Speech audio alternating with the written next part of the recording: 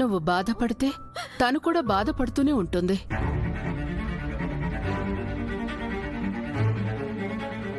పేగు బంధం అంటే అదే బాను. దగ్గరగా ఉన్నా దూరంగా ఉన్నా బిడ్డ మనసు తల్లికి తెలిసిపోతుంది.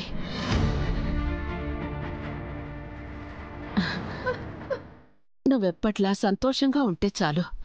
త్వరలోనే మీ అమ్మ కూడా తిరిగొచ్చేస్తుంది. నిన్నొదిలిపెట్టి తను మాత్రం ఎన్ని రోజులు దూరంగా ఉంటుంది? మనం కూడా తన కోసం వెతుకుదాం. ఖచ్చితంగా దొరుకుతుంది. సరేనా? ఇప్పుడైనా నవ్వు. నవ్వవా? సరేలే, నేను కూడా నీలాగే మూతి ముడుచుకొని కూర్చుంటాను.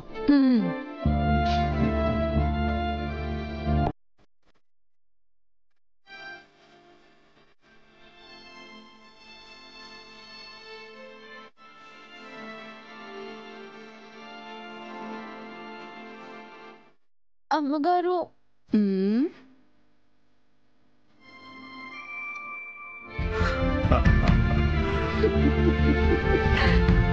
అది ఇలా నవ్వుతూ ఉండాలి. ఇప్పటికే టిఫిన్ చల్లగా అయిపోయింది, తిందు గాని.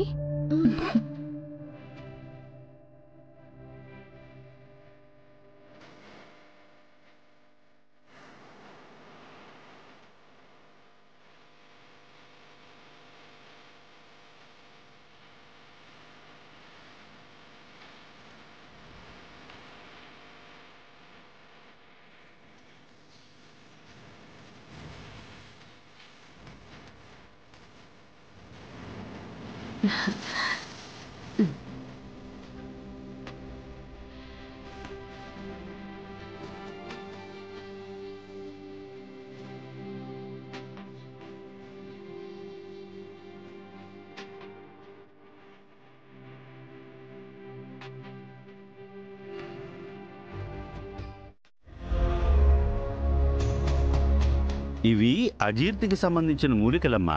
మీకింకా కొన్ని ఆయుర్వేద మందులు ఇస్తాను. వాటితో పాటు మీరు ఏవేం తినాలి, ఏవేం తినకూడదు అన్నీ చెప్తాను.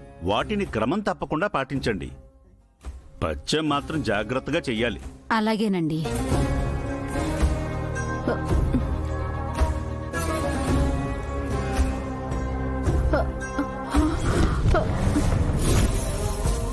అయ్యో, ఆమెకేమైందో చూడండి.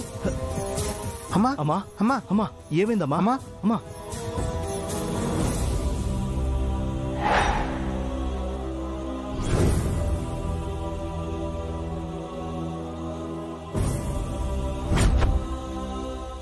నీకు కిడ్నీ సమస్య ఉంది కదూ?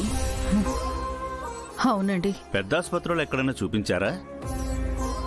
చూపించానండి. 2 కిడ్నీలు మార్చాలన్నారు. అంత ఖరీదైన వైద్యం చేయించుకున్న స్తోమత మాకు లేదండి.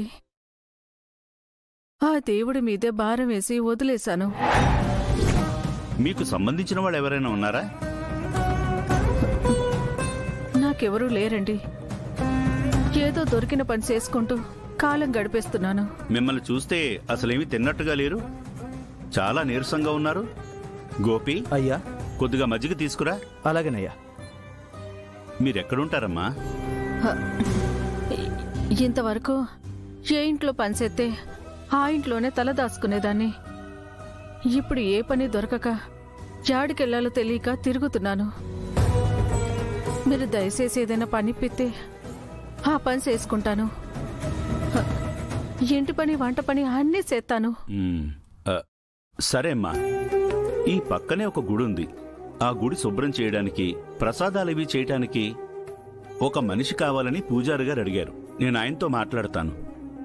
మీరు ఆ గుళ్ళోనే పని చేసుకోండి. మీరుండటానికి అక్కడే ఒక గది కూడా ఉంది. మీకెలాంటి ఇబ్బంది ఉండదు. మీరు నాకు చాలా పెద్ద సాయం చేశారయ్యా. మీకు రుణపడుంటాను.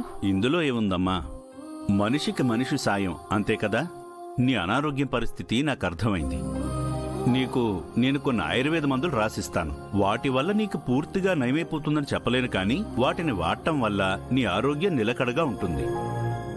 మందులు వాడే కొద్దీ నీ వ్యాధి కూడా తగ్గుముఖం పట్టొచ్చు. కానీ మందులు మాత్రం క్రమం తప్పకుండా వాడాలి. సరేనమ్మా? అట్టాగేనయ్యా. ఆ దేవుడు నాకు మీ రూపంలో సాయం చేయడానికి వచ్చినాడేమో, అందుకే నన్ను ఇక్కడి వరకు రప్పించాడు. అలాగే అనుకో అమ్మా. దైవం మానుష రూపేణ అంటారు కదా. ఆ దేవుడికి ఎవరికి ఎవరి ద్వారా ఎలాంటి సహాయం అందించాలో చాలా బాగా. నువ్వు వెతికితే దొరుకుతానన్న ఆలోచన మీ అమ్మకు గనుకుంటే అసలు నిన్నెందుకు వదిలి వెళ్ళిపోతుంది? పిచ్చిది సార్. నా జీవితం బాగుండాలని వెళ్ళిపోయింది, కానీ తనేమైపోతుందోననే ఆలోచన లేదు. తన ఆరోగ్యం కోసమే నేను మీకు చెప్పకుండా మీ ఇంట్లోనే ఉండి మా నాన్న వల్ల మీరు మాట పడే పరిస్థితి తీసుకొచ్చాను. ఇప్పుడు ఇక్కడే ఉంటే మళ్ళీ మీకు ఎలాంటి మాట వస్తుందోననే భయం. జరిగిపోయిన దాన్ని ఎప్పుడూ ఎవరు వెనక్కి తిరిగి తీసుకునే అవకాశం ఉండదు. అలా వస్తే ఎవ్వరికీ ఏ ప్రాబ్లం ఉండదు. కాబట్టి జరిగిన దాని గురించి ఆలోచించడం మానేసి ప్రాబ్లంని ఎలా ఓవర్కమ్ చేయాలో ఆలోచించాలి. మీ అమ్మని వెతకమని పెదనాన్న ఆల్రెడీ స్టాఫ్కి చెప్పారు. అప్పటి వరకు నువ్వు వెయిట్ చేస్తే బెటర్. అది కాదు సార్.